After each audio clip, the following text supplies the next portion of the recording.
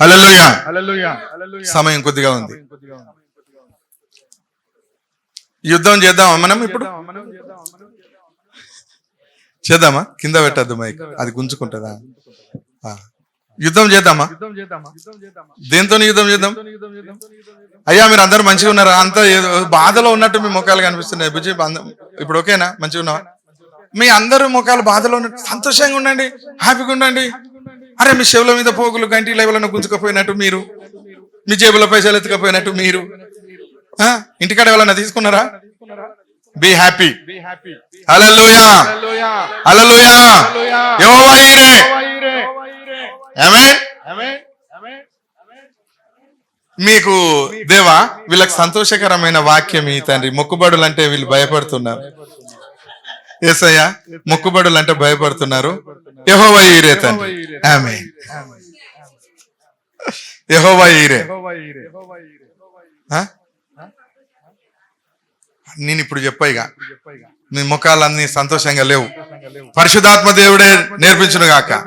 ఇవాళ యెహోవా ఈరేనే. ఆమేన్. అందరూ చెప్పండి యెహోవా ఈరే అని. ఈరే ఈరే అనండి అందరూ. యెహోవా ఈరే అనండి. ఎప్పుడు చెప్పాలి ఈ మాట? ఈ మాట ఎప్పుడు చెప్పాలి? వాక్యానికి ముందు యెహోవా ఈరే, అప్పుడు చెప్తాం మనం.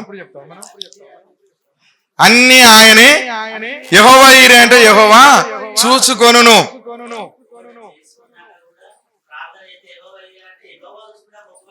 ఇప్పుడు నేను అది విడిచిపెట్టినగా, నేను కాలువ దాటొచ్చిన, ఎవరిదన్నా దాటినా ఇక మళ్ళీ వెనక పోలేను. Praise the Lord. Hallelujah. Jehovah ఈరేనే ఈ రోజు.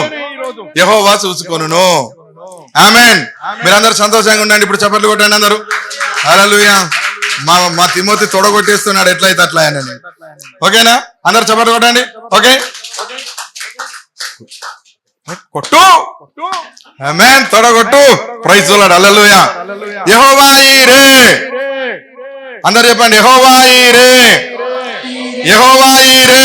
యెహోవా ఈరే. ఎప్పుడు కూడా నువ్వు ఏ కష్టంలో ఉన్నా, ఏ బాధలో ఉన్నా, ఏ శ్రమలో ఉన్నా నువ్వు చెప్పాల్సిన మాట యెహోవా ఈరే. అన్నా నువ్వు కష్టంలో ఉన్నావా? యెహోవా ఈరే అన్నా. యెహోవా ఈరే. హల్లెలూయా. ఎంత మంచి మాట. యెహోవా ఈరే. ఇప్పుడు యెహోవా ఈరేనే చెప్తా మీకు. ఆమేన్. అంటే నా ఉద్దేశం కాదు, నా తలంపులు కాదు, నా ఆలోచనలు కాదు. ఎందుకంటే ఇప్పుడు యెహోవా ఈరే అన్నప్పుడు మేము ముఖాలలో అందరిలో సంతోషం ఉన్నది. అప్పుడు మొక్కుబడి అన్నప్పుడు లేదు. ఎంత బలం ఉన్నదో నేను చెప్పా, ఆలోచన పోయింది. కానీ అది ఒక రోజు చెప్తా, ఆ మొక్కుబడి విలువేంటిదో అర్థమవుతుంది. ఇప్పుడైతే మీరు అందరు మొక్కుబడులు చేసుకోవాలి, ఎట్లయితే అట్లా. వాక్యం అయిపోయింది. హల్లెలూయా. అది ఇప్పుడు యెహోవా ఈరే. చిన్న ప్రార్థన. సర్వశక్తిమంతుడా, సర్వాధికారి అయిన దేవా, యెహోవా ఈరే అని ఈ వాక్యమును మాకు అర్థమయ్యే రీతిగా నీ దాసుని ముఖాంతరములో నుండి నాతో మాట్లాడి మా విశ్వాసమును బలపరచుమని యేసు నామములో ప్రార్థన చేయుచున్నాను తండ్రి. ఆమేన్. ఓకే, ఇదెక్కడ మనం చూస్తామంటే ఆదికాండం 22వ అధ్యాయంలో ఇస్సాకును, అదే కదా మొదటిది మనం మాట్లాడి, ఇస్సాకును బలి ఇచ్చే విషయములో మాట్లాడతాడు ఈ మాట. ఒక్కసారి చదవండి. ఆదికాండం 22వ అధ్యాయము.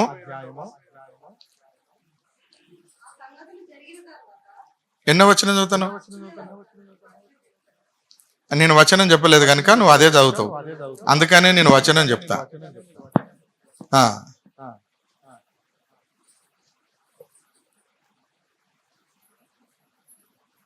రైట్. అక్కడ 8వ వచనం చదువు. అబ్రహాము నా కుమారుడా దేవుడే దహన బలికి గొర్రె పిల్లను చూచుకొనునని చెప్పాను. దేవునికి స్తోత్రం. దానికి కింద మీ బైబిల్లో ఫుట్నోట్ లో ఏముంటది చూడండి. ఏముంటది కింద? యెహోవా చూసుకొని కింద చిన్న వర్డ్ ఉంటది. ఓకే, యెహోవా చూసుకొనును. ఇదే అధ్యాయంలో యెహోవా ఈరే అని ఉంటది. ఎక్కడ ఉంటుంది చెప్తారా మీరు? Praise the Lord. హల్లెలూయా. 14వ వచనం చదవండి. అబ్రహాము ఆ చోటికి యెహోవా ఈరే అను పేరు పెట్టెను, అందుచేత యెహోవా పర్వతము మీద చూచుకొనును అని నేటి వరకు చెప్పబడుచున్నది. అదే దేవుని పర్వతము. హల్లెలూయా. యెహోవా ఈరే, దేవుడు చూచుకొనును అనే అటువంటి మాట మన జీవితంలో ఎలా అనువదించుకుంటాం? దేవుడు చూసుకుంటాడు. ఇప్పుడు మీరు ఏ పరిస్థితుల్లో ఉన్నారో ఆ పరిస్థితులలో మీరు ధైర్యంగా ఉండండి. ఇప్పుడు మీరు ఏదైతే కలిగి ఉన్నారో, మీరు ఏ స్థితిలో ఉన్నారో ఆ స్థితిలోనే మీరు ధైర్యంగా ఉండండి. ఎందుకు?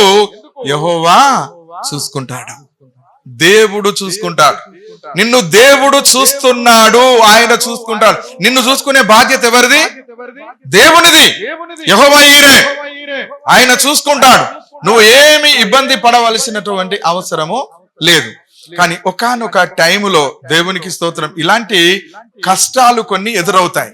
ఇక్కడ ఇస్సాకుకు అబ్రహాముకు జరిగినటువంటి సంభాషణ ఒక మాట విషయంలో మనం చూస్తే ఆయన అడుగుతాడు, డాడీ, పోయిన వారం చెప్పాడు, డాడీ నిప్పులున్నవి, కట్టెలున్నాయి దహన బలికి, గొర్రెపిల్ల ఎక్కడ డాడీ అని అడుగుతాడు. గొర్రెపిల్ల ఏది అని అడిగినప్పుడు అబ్రహాం మనసులో ఎంత వేదన అనుభవించాడో మనము అర్థం చేసుకోవచ్చు. దేవుడు ఏదైనా చేయబోయే ముందు చాలా కష్టాలు ఉంటాయి. మీరు ఇది గుర్తుపెట్టుకోవాలి. మిమ్ములను దేవుడు ఏదైనా చెయ్యాలి అనుకున్నప్పుడు, ఏదైనా అంటే మిమ్మల్ని ఆశీర్వాదంలోకి తీసుకొని రావాలన్నా, మిమ్మల్ని కష్టాల నుండి శ్రమల నుండి ఆయన విడిపించాలనుకున్నా, దానికంటే ముందు ఒక భయంకరమైనటువంటి శ్రమను మీరు అనుభవించాల్సి వస్తుంది. భయంకరమైన కష్టాలను మీరు అనుభవించాల్సి వస్తుంది. ఒక మాట నేను చెప్పాలి అని అంటే, నిర్గమాకాండం 3వ అధ్యాయంలో, అవసరం లేదు చూడకండి, 3వ అధ్యాయంలో మోషతో దేవుడు మాట్లాడతాడు ఒక మాట. నీవు వెళ్ళి నా ప్రజలను ఐగుప్తు దేశం నుండి విడిపించుకొని రమ్మని చెప్పాడు. అవునా? అందరికి తెలిసిన విషయం. ఐగుప్తు దేశం నుండి నా ప్రజలను విడిపించుకు రావాలి. ఎంతండి? ఇంచుమించు ఎంతమంది ఉంటారు? కొన్ని లక్షల మంది, దాదాపు 20 లక్షల మంది అనుకుందాం. అంత మందిని విడిపించుకొని నువ్వు రావాలని మోషతో దేవుడు మాట్లాడినప్పుడు, మోషే దేవుడు ఇద్దరు తర్జన భర్జన పడతారు. ఇద్దరు మాట్లాడుకుంటారు. మోషకి వచ్చిన డౌట్స్ అన్ని దేవుడిని అడుగుతాడు, యెహోవాని అడుగుతాడు. యెహోవా అన్ని విషయాలు చెప్తాడు. ఇక నువ్వు ఐగుప్తు దేశానికి వెళ్ళి ఫరో ఎదుట నువ్వు నిలబడి నా ప్రజలను విడిపించుమని చెప్పేసి నువ్వు అక్కడ మాట్లాడు. ఒకవేళ అతను పంపించకపోతే నువ్వు ఈ అద్భుతాలు ఈ కర్ర ద్వారా చేయమని అహరోను చేతికి ఒక కర్ర ఇచ్చి, ఈ కర్ర ద్వారా మీరు కార్యములు చేయమని చెప్తాడు దేవుడు. రైట్? హల్లెలూయా. గట్టిగా హల్లెలూయా చెప్పండి. అక్కడికి పోయిన తర్వాత అప్పటి మట్టుకు ఇశ్రాయేలు ప్రజలు మామూలుగానే ఉన్నారు, దాసత్వంలోనే ఉన్నారు. హల్లెలూయా. దాసరికంలోనే ఉన్నారు. వాళ్ళు ప్రభుత్వము గడ్డిస్తుంది, వీళ్ళు ఇటుకలు చేస్తూ ఉన్నారు. అవునా కాదా? ప్రభుత్వం గడ్డిస్తే వీళ్ళు ఆ గడ్డిని, ఇటుకలను ఆ గడ్డితో కాల్చి వీళ్ళు వర్క్ చేస్తున్నారు. కానీ ఎప్పుడైతే మోషే అహరోనులు ఫరో ఎదుటికి వెళ్ళి ఈ ప్రజలను నువ్వు పంపించు, నేను వీళ్ళను తీసుకొని వెళ్తా, బయటికి తీసుకొని వెళ్ళి మా దేవుణ్ణి ఆరాధిస్తామని ఎప్పుడైతే చెప్పారో, ఫరో ఏం చేశాడు అంటే వాళ్ళ కష్టాన్ని ఎక్కువగా చేశాడు. ఏం ఎక్కువ చేశాడు? ఇన్ని రోజుల నుండి మీకు ఎక్కువగా గర్వం వచ్చింది మీకు, ఈ మనుషులు వచ్చిన వాళ్ళే, వీళ్ళ మాటలు విని మీరు బయటికి వెళ్ళడానికి మీరు ప్రయత్నం చేస్తున్నారా అని ఫరో ఏం చేశాడు? ఇక నుండి గడ్డి మేమియ్యము, గడ్డి మీరే సంపాదించుకురావాలి, కోసుకురావాలి, అదే గడ్డితో మీరు, ఆ గడ్డితోనే ఇటుకలు చేసి మీరు కాల్వాలి, మీరే ఇటుకలు చేయాలి, మీరే గడ్డి సంపాదించుకోవాలి, మీరే బట్టలు పెట్టి ఇటుకలను కాల్వాలి అని చెప్పేసి వాళ్ళ భారాన్ని ఇంకింత ఎక్కువ చేశాడు దేవుడు. ఇప్పుడు భారం తక్కువైందా ఎక్కువైందా? ఎక్కువైన కొలది ఈ ఫరో ఎదుటికి వెళ్ళినటువంటి ఇశ్రాయేలు పెద్దలందరూ వచ్చి మోషే అహరోను చూసి, ఏమయ్యా ఏం చేశారు మీరేం చేస్తానని వచ్చారు, ఏం చేశారు? ఈ ఫరో మా భారాన్ని ఇంకా 2 అంతలు అధికం చేశాడు, మేము తట్టుకోలేకపోతున్నాం, ఇంతకంటే చావడం మేలు కదా ఎందుకు మీరు ఇట్లా వచ్చి మమ్మలను ఇంత కష్టపెడుతున్నారని చెప్పేసి మోషే అహరోనులకు ఎదురు తిరిగారు. అప్పుడు మోషే వెళ్ళి దేవుని ఎదుట సాగిలపడి, ఏమైంది ప్రభా, ఏమని చెప్పినావు నువ్వు నాకు? ఈ ప్రజలను విడిపిస్తా అని చెప్పినావు కదా, ఆయన విడిపించకపోతే ఈ అద్భుతాలు చేయమంటే, నేను కట్టెను పాము చేస్తే వాడు కట్టెను పాము చేయబట్టే, నేను నీళ్ళను రక్తంగా మారిస్తే ఆడు నీళ్ళను రక్తంగా మారవబట్టే, అవునా కాదా? నేను కప్పలను రప్పిస్తే వాడు కప్పలను రప్పియబట్టే, నేను ఈగలను రప్పిస్తే వాడు ఈగలను రప్పియబట్టే, నేను ఏం చేస్తే వాళ్ళు చేయనబట్టే, ఇప్పుడు వాళ్ళ భారం అధికమైంది, ఏం చేసినావు ప్రభు అని చెప్పేసి దేవునితో మోషే వాగ్వాదానికి దిగుతాడు. ఏమైంది ప్రభు, నువ్వేం చెప్పినావు, నన్ను ఎందుకు పంపించినావు? నేను చేసినవన్నీ వాళ్ళందరూ చేస్తున్నారు కదా, తేడా ఏమున్నది అంటే దేవుడు మోషేతో అంటాడు, నువ్వు మళ్ళీ ఫరో ఎదుటకు వెళ్ళు, నువ్వు చేయవలసిన అన్ని చేసే. హల్లెలూయా. అయినా ఫరో వాళ్ళను విడిపించకుండా నేను ఫరో హృదయాన్ని కఠినపరుస్తాను అన్నాడు. ఏమన్నాడు? మళ్ళీ ఇదేంది ట్విస్టులు ప్రభువా, మళ్ళీ ఇదేంది విడిపిస్తానని చెప్పినావు కదా, మళ్ళా వాడు పోనీ అనంటే వాని హృదయాన్ని కఠినపరిచి వీళ్ళను వెళ్ళనీయకుండా ఆపుతానని దేవుడే అంటున్నాడు. ఇప్పుడు ఏమంటారు మీరు? అర్థమవుతుందా మీకు?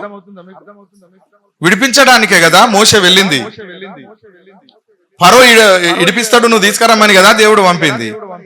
ఇప్పుడు మోషే అడుగుతా దేవుడు అంటున్నాడు, ఒకవేళ ఫరో పంపిన నేను ఫరో హృదయాన్ని కఠినపరిస్తే వాళ్ళని వెళ్ళనీయకుండా బయటికి రాకుండా, అయినా నువ్వు వెళ్ళాల్సి వాళ్ళతో ఉండాల్సిందే అంటున్నాడు. అక్కడ మనమైతే ఏమంటాం? దేవుని మనసు అర్థమైన వాళ్ళు ఏమంటారు చెప్పు? ఇక్కడ మీకు ఒక మాట అర్థం కావాలి. హల్లెలూయా. మనం ఎక్కడున్నాం? యెహోవా ఈరే. హల్లెలూయా. దీన్ని మర్చిపోతే మీకు ఈ వాక్యము కొంచెం ఇబ్బందిగా అనిపిస్తుంది, అర్థం కాదు. ఇక్కడ ఉండాలి మీరు. ఎందుకు పంపించాడు? ఇశ్రాయేళ్ల ప్రజల దుఃఖమును నిన్ను చూసినా, వాళ్ళ కన్నీటిని చూసినా, వాళ్ళ మొరను విన్నా కనుక నా ప్రజలను విడిపించడానికి నువ్వు వెళ్ళు అని కదా మోషేను పంపించింది. వాళ్ళ దుఃఖం చూసినావు, ఓకే రైట్, హల్లెలూయా.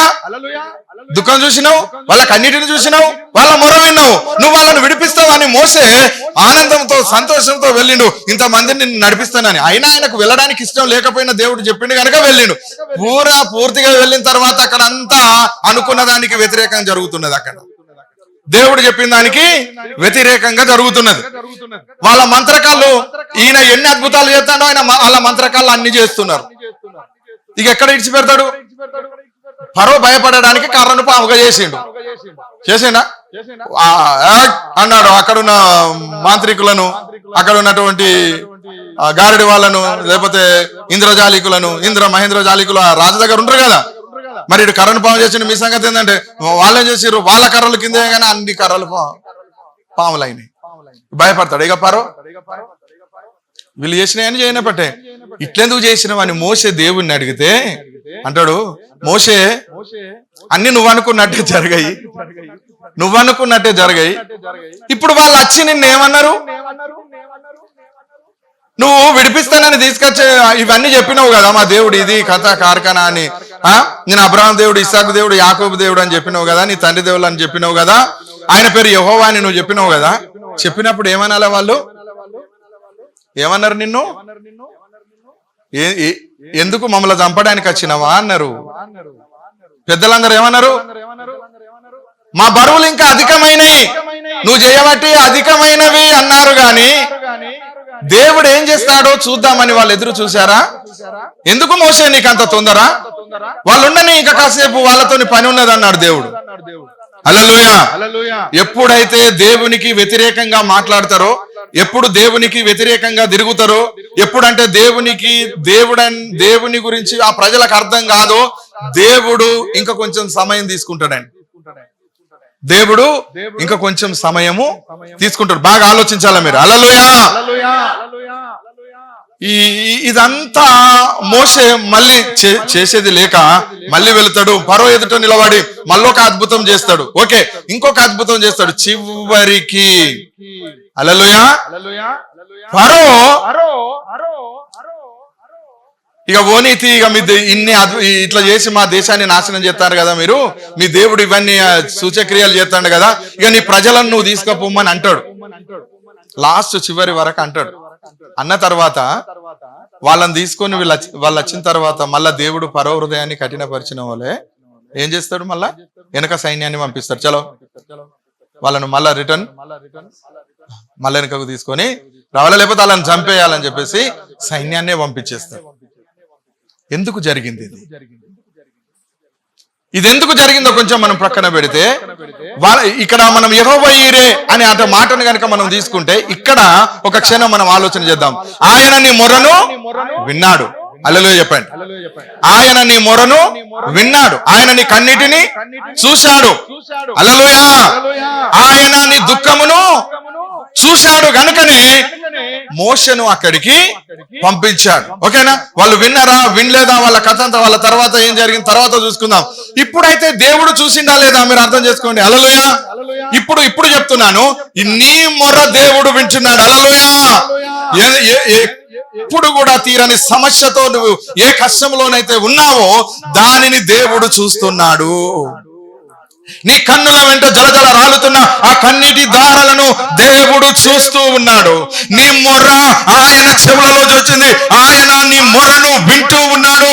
ఈ ఒక్కటి నువ్వు ఈ దినమున గ్రహించాలి. దేవుడు నన్ను చూస్తలేడు, దేవుడు నన్ను పట్టించుకుంటలేడు, దేవుడు నన్ను స్వస్థపరుస్తలేడు, ఏదో ఒకటి మనం అంటూ ఉంటాం. ఇది చాలా తప్పండి. హల్లెలూయా.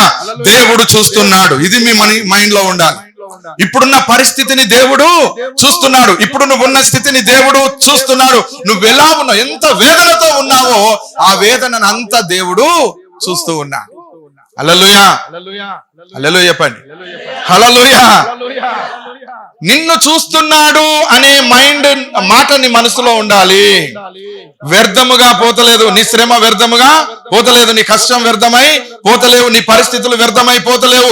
ఏ విషయంలో దుఃఖపడుతున్నావో, ఏ విషయంలో అంగలారుస్తున్నావో, ఏ విషయంలో నెత్తి నోరు కొట్టుకుంటున్నావో, ఆ విషయాలలో ఎన్నిసార్లు కన్నీరు గారుస్తున్నావో, ఎన్నిసార్లు వేదన అనుభవిస్తున్నావో దాన్ని దేవుడు చూస్తూ ఉన్నాడు.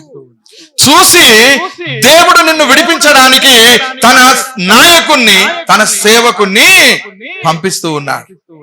హల్లెలూయా. ఇప్పుడు ఏం లేదు, ఏమైపోయింది 20 సంవత్సరాలల్లా? మీరు ఆలోచించండి. ఒక దేవుని కొరకు వచ్చినటువంటి ఒక సేవకుణ్ణి ప్రక్కన పెడితే, నీ కొరకు ప్రార్థన చేసి, నీ కొరకు కన్నీరు గార్చి, నీ కొరకు ఏడ్చి, నీ కొరకు దేవుని దగ్గర విజ్ఞాపన చేసేటువంటి సేవకుని పక్కన పెడితే ఏ విధమైన ఆశీర్వాదాలను నువ్వు పొందుకోగలుగుతావు? నిజానికి ఆ కుటుంబం చేతిలో ఉంటే ఈ రోజు ఇంతమంది మీరున్నారు. ఎవరైనా దేనైనా పోగొట్టుకున్నారా? హల్లెలూయా. ఏదైనా పోగొట్టుకున్నారా? ఏదైనా నష్టానికి ఉన్నదా? ఎవరు సపరేతలేరు, ఉన్నదా లేదా? లేదు కదా. అంటే నేను అందరిలాగా నేను సేవ చేస్తానని వచ్చిన వ్యక్తిని కాదు. మీరు మొదట గుర్తుపెట్టుకోండి, యేసుప్రభు అంటే అసలు నాకు ఇష్టమే లేదు. అసలు నేను ఎలాంటి వ్యక్తినో మీకు అర్థం కాదు, ఇప్పటికి కూడా మీకు తెలియదు.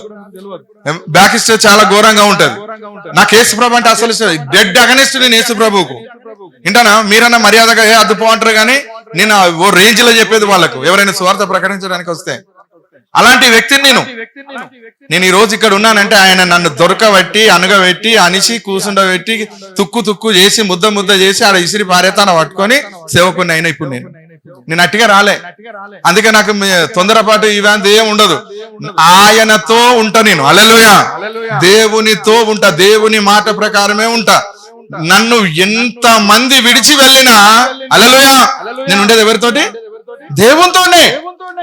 హల్లెలూయా. ఒక మాట మీరు గమనించారు, చాలా మంది ఈ మధ్యలో అంటున్నారు, డాడీ నువ్వు మారిపోయావు, అయ్యారు నువ్వు చాలా మారిపోయావు, మునుపట్లాగా నువ్వు లేవు. అందరు అంటూ ఉంటారు, మునుపట్లాగా నువ్వు లేవు డాడీ, నువ్వు మారిపోయావు. రియల్లీ ఇది కరెక్ట్, నేను మారిపోయాను. హల్లెలూయా. హల్లెలూయా. ఎలా మారిపోయాను? నేను మనుషులను సంతోష పెట్టేవాడిని అంతకు ముందు.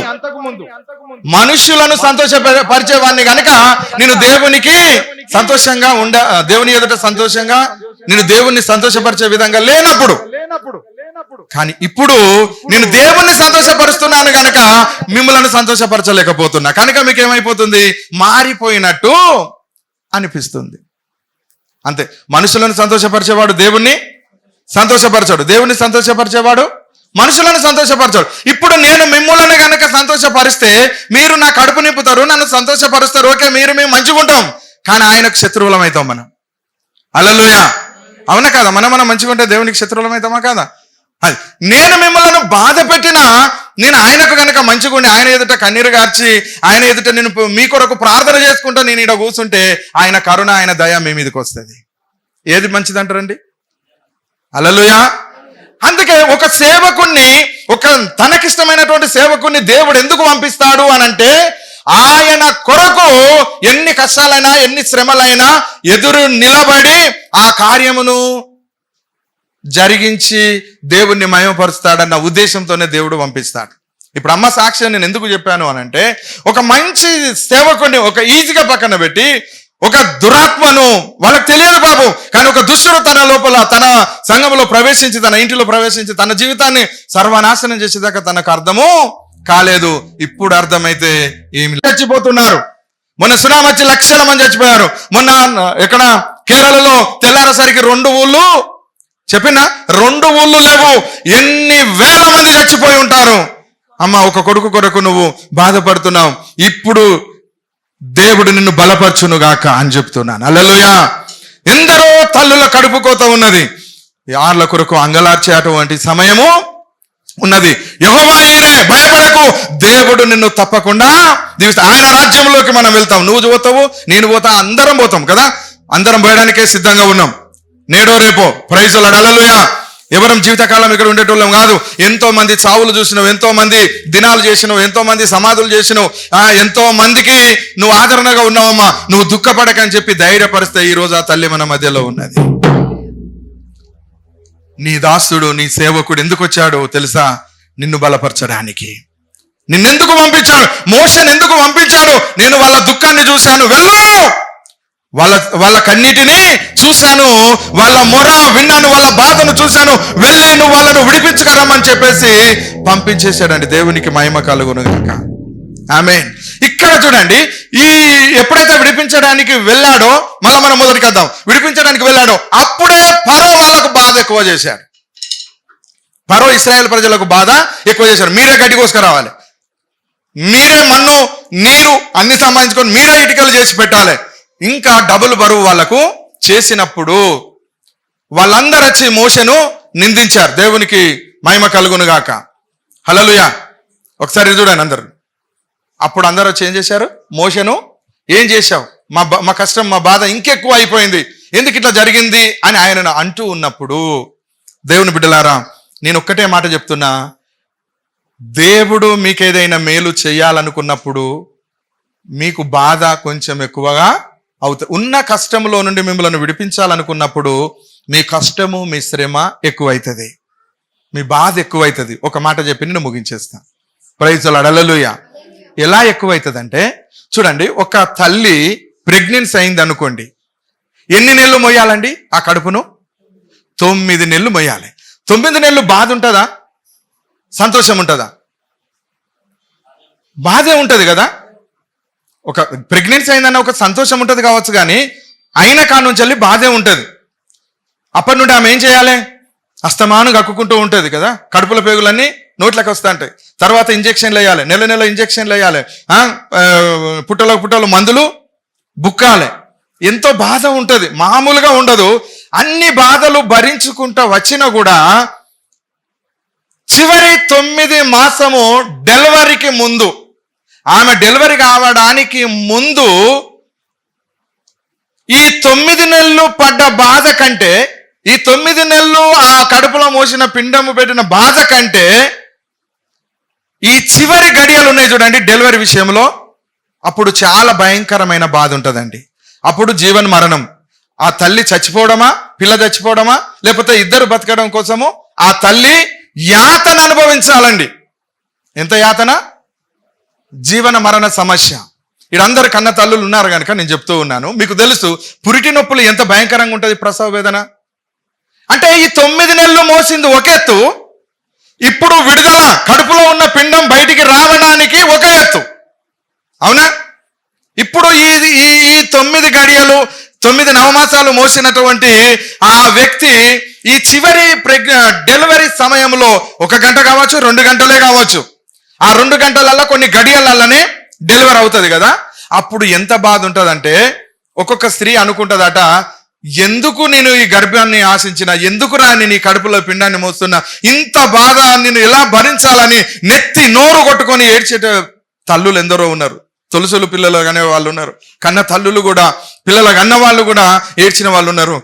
ఆ ఇంజెక్షన్ ఇస్తా అంటే, లేదా అందులో తీసుకొని వెళ్ళి దాని ఎనిమే ఇస్తూ ఉంటారు, సబ్బు నీళ్ళు ఇస్తూ ఉంటే, మాటి మాటికి ఇంజెక్షన్లు వేస్తూ ఉంటే, గ్లూకోజులు ఎక్కిస్తూ ఉంటే, ఆ కడుపులో నొప్పి వస్తూ ఉంటే అనుకుంటుందట, ఎవరు కూడా కనడానికి గర్భిణి అనే దాన్నే ఉంచుకోవద్దు, అసలు వేస్ట్ ఈ పిల్లల కనడం అని అనుకుంటుందట ఆ తల్లి ఆ క్షణంలో. ఇక వద్దు, ఈ భర్త వద్దు, ఈ ప్రెగ్నెన్సీ వద్దు, ఈ సంసారం వద్దు, ఇదేదద్దు, ఈ నొప్పులే వద్దు, జీవన మరణ సమస్య, చచ్చిపోయేటువంటి పరిస్థితి. ఒకసారి ప్రియమైన కుమార్తె మాతృశ్రీ హాస్పిటల్లో ఉంది. పురిటి నొప్పులు దగ్గరికి వచ్చినాయి. నేను ఆ బిడ్డను చూడడానికి వెళ్ళిన, దైవ కృపను చూడడానికి వెళ్ళిన. ప్రెగ్నెన్సీ ఇక డెలివరీ టైం. నా బిడ్డ నన్ను పట్టుకొని బాగా ఏడ్చింది, డాడీ ఈ హాస్పిటల్ వద్దు డాడీ, నన్ను ఇంకెక్కడికన్నా తీసుకొని వెళ్ళు, ప్రైవేట్ హాస్పిటల్ తీసుకొని వెళ్ళు డాడీ, నేను భరించలేనని నా బిడ్డ మస్తు ఏడుస్తుంటే నేనన్నాను, బిడ్డ ప్రైవేట్ హాస్పిటల్కి పోయినా ఈ హాస్పిటల్లో ఉన్నా ఇదే పరిస్థితి ఉంటుంది. ఓకే, నీకు ఆపరేషన్ చేసి తీయడానికి చాలా ఈజీ ఉంది, అట్లా తీయొచ్చు, మరి ఆపరేషన్ చేసుకుంటావా బిడ్డ మరి అట్లా అని అంటే, డాడీ ఆపరేషన్ వద్దు. ఓకే, మరి ఆపరేషన్ వద్దు అంటే ఈ ఈ ఈ పరిస్థితిని నువ్వు ఓర్చుకోవాలి. ఏడుస్తుంది నా బిడ్డ, వద్దు డాడీ, వద్దు, నేను భరించలేనని. ఒక్కటే మాట చెప్పిన నా బిడ్డకు, యెహోవా ఈరే, దేవుడు నీకు గర్భఫలం ఇచ్చాడు, దేవుడే నీకు ఈ సహాయాన్ని చేస్తాడు. కానీ ఈ నొప్పిని నువ్వు తట్టుకోవాలి, ఈ నొప్పిని నువ్వు ఓర్చుకోవాలి. ఎందుకంటే ఒకవేళ కడుపు కోత పెట్టుకుంటే ఈజీ, కానీ కన్న తల్లికే తెలుస్తుంది ఆ కన్నీటి కాదు, ఆ పురిటి నొప్పుల బాధ. కన్నగల శక్తి దేవుడు నీకు ఇవ్వాలని నేను ప్రార్థన చేస్తా బిడ్డ, నువ్వు ధైర్యంగా ఉండమని చెప్పేసి మేము వచ్చి ఆ రోజు ఆల్ నైట్ ప్రేయర్ ప్రార్థన చేస్తున్నాం. నైట్ అందరం కూడా కలిసి ప్రార్థన చేశాం. హల్లెలూయా. నా బిడ్డని ఇడిచిపెట్టి వచ్చిన నేను, నాకు రావడానికి ఇష్టం అనిపించలే, కానీ అంతకంటే నాకు దేవుని పని ముఖ్యం కనుక నేను వాళ్ళందరిని అక్కడ విడిచిపెట్టి నేను వచ్చేసిన. ఓకే రైట్, హల్లెలూయా. ఈ 9 మాసాలు మోసిన ఆ బాధ కంటే ఈ చివరి బాధ ఎంత కష్టమో తను నాకు చెప్పిన తర్వాత నేను ప్రార్థన చేశాను, కనగల శక్తి బిడ్డకు దయచేయి ప్రభువా అని. అప్పుడు దేవునికి స్తోత్రం, ఈ 9 నెలల బాధ కంటే ఆ ఒక్క గడియలలో ఆమె ఎంత బాధపడ్డాదంటే 100 రెట్ల వేదన తను అనుభవించిందట, అంత బాధ. రైట్, ప్రైజ్ లార్డ్, హల్లెలూయా. కొన్ని నిమిషాలు గడిచినాయి, డెలివరీ అయింది, బాబు పుట్టాడు. పుట్టినాక వెంబడే అమ్మ నా కొడుకును చూపించవా, 2 నిమిషాలు, నా కొడుకును చూపించవా. అరే ఎంత వేదన! ఆ కొన్ని గడియల వరకు డెలివరీకి 1 నిమిషానికి లోపల ముందు ఎంత యాతన, ఎంత బరువు, ఎంత బాధ, ఎంత దుఃఖము, ఎంత ఏడుపు, ఇన్ని 9 మాసాల శ్రమంతా ఆ ఒక్క క్షణంలో అనుభవించినా కూడా ఒక్క క్షణంలో ఆ బాధ మర్చిపోయి నా కుమారుడేడి అంటే తల్లి బాధ అంతా ఏమైపోయిందండి, ఏమైపోయింది? ఒక్క క్షణంలో అంత మర్చిపోయింది. 9 నెలల బాధ అంతా మర్చిపోయింది. చివరి మరణంతో పోరాడిన ఆ క్షణాన్ని కూడా మర్చిపోయి ఆ కుమారుని చూస్తూ సంతోష పడుతూ ఉన్నది. ఇప్పుడు చెప్పండి హల్లెలూయా. దేవుడు విడిపించడానికి కడుపులో ఉన్న పిండాన్ని బయటికి తీసుకురావాలి, తీసుకురాకపోతే ఆ వేదన, ఆ కష్టం, ఆ శ్రమ బాగుంటుంది, చచ్చిపోయేటువంటి పరిస్థితి ఉంటుంది. కానీ దాన్ని బయటికి దేవుడు తీయడానికి నువ్వు అనుభవించవలసినటువంటి బాధ ఆసన్నమైంది. ఆమేన్. దేవుడు ఏ కష్టంలో ఇప్పుడు నువ్వు ఉన్నావో, ఏ శ్రమల్లో నువ్వు ఉన్నావో, ఏ బాధల్లో నువ్వు ఉన్నావో, అందులో నుండి నిన్ను బయటికి దేవుడు తీసుకురావాలని ఎదురు చూస్తూ ఉన్నాడు. హల్లెలూయా. నీ బాధను నుండి ఆయన విడిపించాలని చూస్తున్నాడు, కానీ ఇంకా నీ బాధ ఎక్కువైతుంది. అపవాది నీకు ఇంకింత బాధ పెడతాడు, అపవాది నీకు ఇంకింత శ్రమ పెడతాడు, అపవాది ఇంకా నీ గుండెలను పిండే అంత బాధ నీ హృదయంలో ఉంచుతాడు. ఇంకా చివరికి దేవుడదు, ఎవరదు నాకు వచ్చి ఇక నా బ్రతకదు, నేను చచ్చిపోతా అనే ఆలోచనకు నువ్వు వచ్చే స్థితిలోకి వాడు నిన్ను తీసుకొని వస్తాడు. ఆమేన్. కొన్ని నిమిషాలు ఓపిక పట్టు. హల్లెలూయా.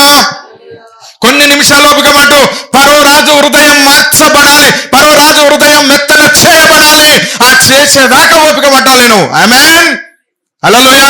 నీ పరిస్థితులు, నీ కష్టాల నుండి నువ్వు బయటికి రావడానికి ముందు నీ శ్రమలు ఎక్కువైతాయి డాడీ, నీ కష్టాలు ఎక్కువైతాయి, నీ బాధలు ఎక్కువైతాయి. భయపడొద్దు, నిన్ను విడిపించడానికే దేవుడు వచ్చాడు. ఆమేన్. ఆ తల్లి డెలివరీ అయిన వెంటనే ఎంత సంతోషపడ్డదో, నీవు అక్కడి నుండి బయటికి రావడానికి కొన్ని గడియలే ఉన్నాయి. ఆమేన్. కొన్ని క్షణాలే ఉన్నాయి. మిమ్ములను దేవుడు విడిపించబోతూ ఉన్నాడు. హల్లెలూయా. యెహోవా అయిన దేవుడు చూస్తూ ఉన్నాడు. నిన్ను విడిపించడం కోసము ఒక సేవకుడిని పంపించాడు. అది నీకు అర్థం కావాలి.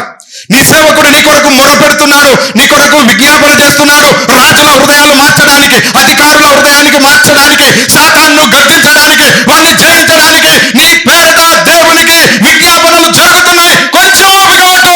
హల్లెలూయా. కొద్దిగా ఓర్చుకో, నువ్వు విడుదల చెందబోతూ ఉన్నావు.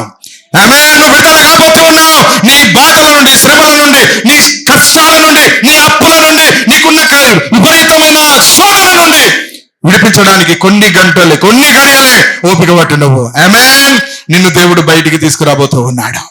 దేవుడు నిన్ను విడిపించబోతూ ఉన్నాడు. ఇప్పుడు ఏం చేశాడో తెలుసా? హల్లెలూయా. ఎందుకు పరో హృదయాన్ని దేవుడు కఠినపరిచాడంటే, ఇశ్రాయేలు ప్రజలు ఇంకా కొంచెం దేవుని గురించి తెలుసుకోవాలి. నువ్వు ఇంకా దేవుని మహిమను తెలుసుకోవాలి, ఇంకా దేవుని నువ్వు గణపరచాలి, ఇంకా దేవునికి నువ్వు సమీపంగా రావాలి. నిండు గడియలు వచ్చేదాకా, నిండు పొద్దులు వచ్చేదాకా, ఎలాగూ డెలివరీ కాదో, నిండు కష్టమును నువ్వు భరించేదాకా, నువ్వు నిండుగా దేవుణ్ణి తెలుసుకునేదాకా నీ శ్రమలు విడుదల కావు. కానీ విడుదల నాయకుడు నీ కొరకు వచ్చాడు. ఆమేన్. నిన్ను విడిపించే దేవుడు తన దూతలను నీ యొద్దకు పంపిస్తూ ఉన్నాడు. నీ కొరకు వారు విజ్ఞాపన చేస్తూ ఉన్నారు. మిమ్మలను దేవుడు విడిపించబోతున్నాడు. ఆమేన్. యెహోవా ఈరే చూస్తున్నాడు. నీ కష్టాన్ని, నీ దుఃఖాన్ని, నీ శ్రమను, నీ బాధను చూస్తున్నాడు. నిన్ను విడిపించడానికి పరలోకము నుండి దేవుడు కిందికి దిగి వచ్చాడు.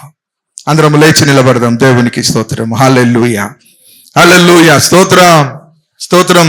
సర్వశక్తి గల దేవునికే మహిమ కలుగును గాక. హల్లెలూయా. కొన్ని క్షణాలే ఈ కష్టం, ఆ కష్టం తీరిపోయిన తర్వాత నువ్వెంతో ఆనందంగా ఉంటావు, నువ్వెంతో సంతోషంగా ఉంటావు. ఆ దేవుని బిడ్డలారా, మీరు తొందరపడి ఇశ్రాయేలు ప్రజలు మోషేను నిందించినట్టు మీరు మీ సేవకుని నిందించకండి, మీరు మీ బోధకుని నిందించకండి. దేవుడు చూస్తూ ఉన్నాడు. యెహోవా ఈరే, యెహోవా ఈరే. దేవుని మాట చెప్తూ ఉన్నాడు. యెహోవా ఈరే. దేవుడు చూసుకుంటాడు మిమ్మలను, దేవుడు చూసుకుంటాడు మిమ్మలను, దేవుడు చూసుకుంటాడు మిమ్మలను. హల్లెలూయా. దేవుడు మిమ్మలను విడిపిస్తాడు. ఇది సత్యము. దేవుడు మిమ్మలను విడిపిస్తాడు. ధైర్యము గలవారై ఉండండి బిడ్డలారా, ధైర్యము గలవారై ఉండండి, నిబ్బరము కలిగిన గుండె కలిగిన వారై ఉండండి, నిర్భయముతో ఉండండి. దేవునికి స్తోత్రం. ఈ శ్రమలు మిమ్మల్ని ఏం చేయలేవు, ఈ మీ కష్టాలు మిమ్మల్ని ఏం చేయలేవు. దాని నుండి విడిపించడానికి సమీపముగా నిన్ను దేవుడు తీసుకొస్తూ ఉన్నాడు. ఓపిక పట్టు. కొన్ని రోజులు ధైర్యంగా ఓపిక బట్టి ఆయన దగ్గర నిరీక్షణ కలిగి నువ్వు ప్రార్థన చేయి. ఆయన తప్పకుండా నిన్ను విడిపిస్తాడు. ఇప్పుడున్న పరిస్థితులన్నీ ఒక క్షణంలో మార్చేస్తాడు. నీ కష్టాలన్నీ తీరిపోయిన తర్వాత ఎంతో అద్భుతంగా దేవుని రాజ్యాన్ని నువ్వు ప్రకటిస్తావు, నువ్వు దేవుణ్ణి మహిమపరుస్తావు, నువ్వు దేవుణ్ణి గణపరుస్తావు, దేవుని అభిషేకముతో నింపబడతావు. దేవుని బలమైన ఆత్మ నిన్ను తాకుతుంది. దేవుడు నిన్ను దర్శిస్తున్నాడు. ప్రార్థన చేద్దాం. కన్నులు మూసుకోండి. Praise the Lord. హల్లెలూయా. సర్వశక్తి కలిగిన దేవా, కృపా సత్య సంపూర్ణుడైన తండ్రి, అయా యెహోవా ఈరే, మా దేవుడు మమ్మలను చూసుకుంటాడు అనే అటువంటి ఒక అంశం మీద మీరు మాతో మాట్లాడినందుకు నీకు వందనాలు తండ్రి. అయా, తొందరపడి జీవితాలను నాశనం చేసుకోకుండా, తొందరపడి విశ్వాసమును పాడు చేసుకోకుండా, తొందరపడి బ్రతుకులను పాడు చేసుకోకుండా, నీ యందు భయభక్తులు కలిగి చివరి వరకు అయ్యా నిరీక్షణ కలిగి ఉండే ఒక బలమైన శక్తి ఈ సంఘానికి దయచేయమని అడుగుతూ ఉన్నాను. నీ బిడ్డలకు దయచేయమని అడుగుతూ ఉన్నాను. నీ విడుదల సమీపముగా ఉన్నది. నీ విడుదల కొరకు దేవుడు తన నాయకులను పంపిస్తూ ఉన్నాడు, తన సేవకులను పంపిస్తున్నాడని మాతో మాట్లాడిన దేవా, అయ్యా ప్రతి ఒక్క కుటుంబాన్ని ఇప్పుడున్న పరిస్థితులన్నిటి నుండి విడిపించమని, అయ్యా మరి పరో రాజు హృదయాన్ని కఠినపరిచినట్టే కొన్నిసార్లు ప్రభువా అయ్యా మరి కఠినత్వమును నువ్వు చూపుతున్న మాట నిజమే, కానీ దాని వెనుక ఎంతో అమోఘమైన నా తండ్రి నీ యొక్క ప్రేమ ఉన్నది నాయన. నీ ప్రజలు నిన్ను నిండుగా తెలుసుకోవాలని, నిన్నే వెంబడించాలని నువ్వు కోరుకుంటున్నావు తండ్రి.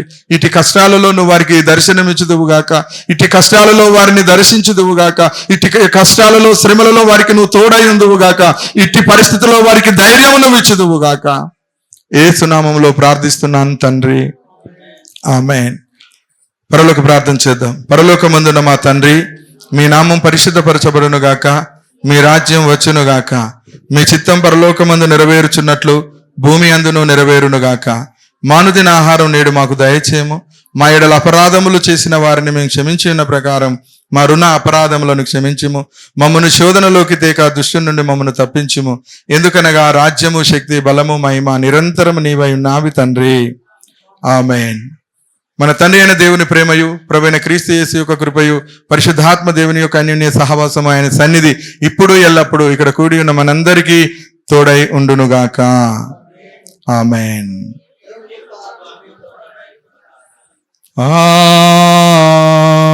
ఆమేన్. ఆశీర్వాదంబుల్ మా మీద వర్షింపజేయుమిషా, ఆశతో నామియున్నాము నీ సత్య వాగ్దాత